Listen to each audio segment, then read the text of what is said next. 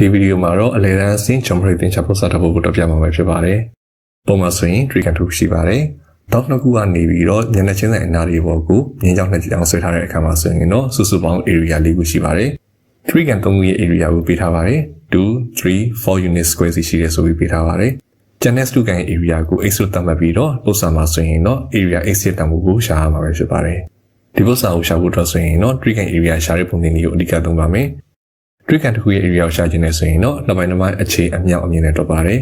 ။ trigger ရဲ့ပုံကဘယ်လိုပဲပြောင်းပြောင်းအခြေနဲ့အမြင့်တူတယ်ဆိုရင်တော့အဲ့ trigger ရဲ့ area တွေကတူပါတယ်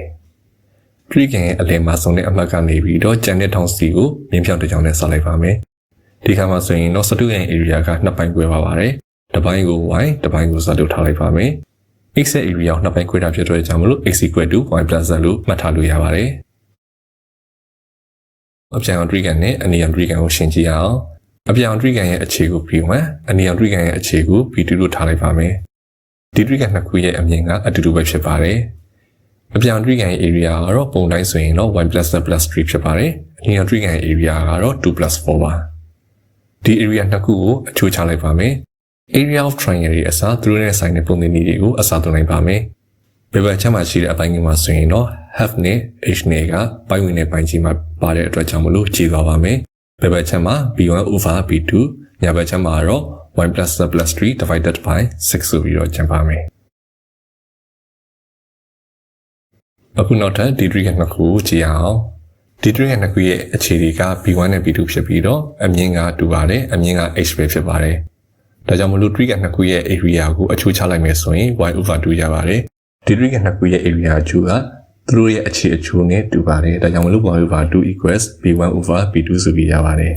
။ဒီ equation နှစ်ခုစလုံးက b1/b2 နဲ့တူတဲ့အတွက်ကြောင့်မလို့အဲ့ဒီ equation နှစ်ခုကိုပေါင်းပြီးတော့ရေးလိုက်လို့ရပါတယ်။ပိုင်းကြီးကိုနှစ်နဲ့ချင်းပြီးချက်ချေကပုံစံပြောင်းလိုက်တဲ့အခါမှာဆိုရင် 3y = y + z + 3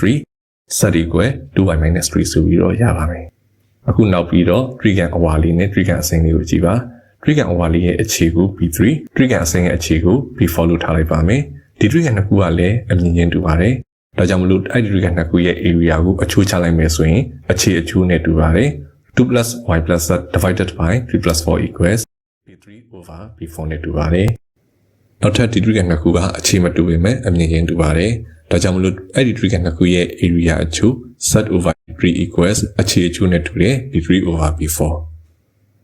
equation ညာဘက်အခြမ်းမှာ b3/b4 ဖြစ်တဲ့ဘယ်ဘက်အခြမ်းကအပိုင်းချင်းအချင်းချင်းနဲ့တူပါတယ်။ဒီ equation ကိုချက်ချေကမြှလိုက်ပါတယ်။ဆက်ပြီးတော့ရှင်းလိုက်တဲ့အခါမှာဆိုရင်6 + 3y equals 4 ဆက်ရပါတယ်။အဲ့ဒီ equation ရဲ့ဆက်ရဲ့နေရာမှာ 2y - 3ကိုအစားတွန်းလိုက်တဲ့အခါမှာဆိုရင်6 + 3y equals 8y - 12ရပါတယ်။ဆက်ရှင်းလိုက်တဲ့အခါမှာဆိုရင်တော့ y equals 3.6 ရပါတယ်။ y equals 3.6 ကို z equals 2y - 3ဆိုတဲ့ equation မှာပြန်ပြီးအစားတွန်းလိုက်တဲ့အခါမှာဆိုရင်တော့ z ရဲ့တန်ဖိုးက